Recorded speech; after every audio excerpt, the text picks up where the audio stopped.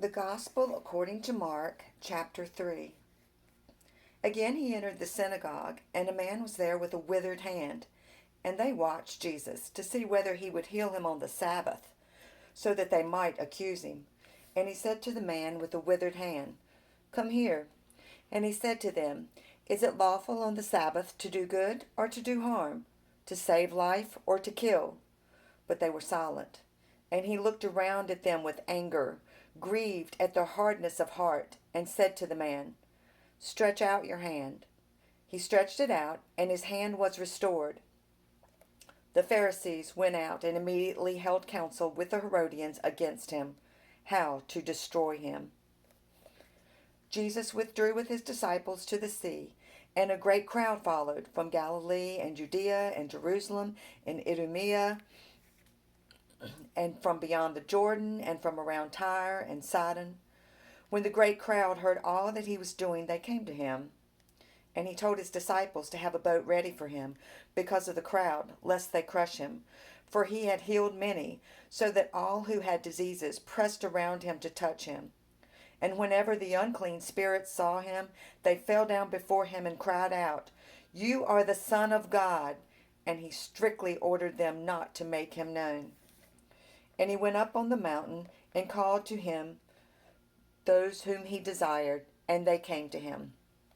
And he appointed 12, whom he also named apostles, so that they might be with him, and he might send them out to preach and have authority to cast out demons. He appointed the 12, Simon, to whom he gave the name Peter, James, the son of Zebedee, and John, the brother of James, to whom he gave the name Boanerges, that is, sons of thunder, Andrew and Philip and Bartholomew and Matthew and Thomas and James, the son of Alphaeus, and Thaddeus and Simon the Zealot, and Judas Iscariot, who betrayed him. Then he went home, and the crowd gathered again, so that they could not even eat.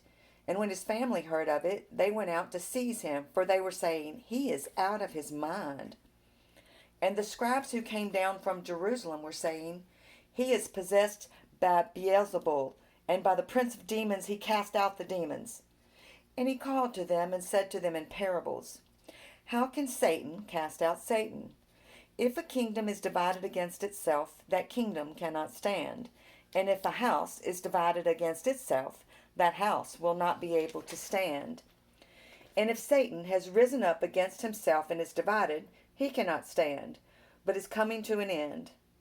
But no one can enter a strong man's house and plunder his goods unless he first binds the strong man.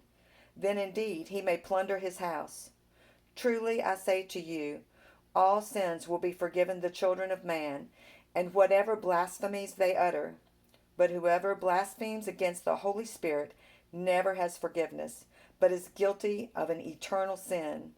For they were saying, 'He has an unclean spirit.' And his mother and his brothers came, and standing outside they sent to him and called him.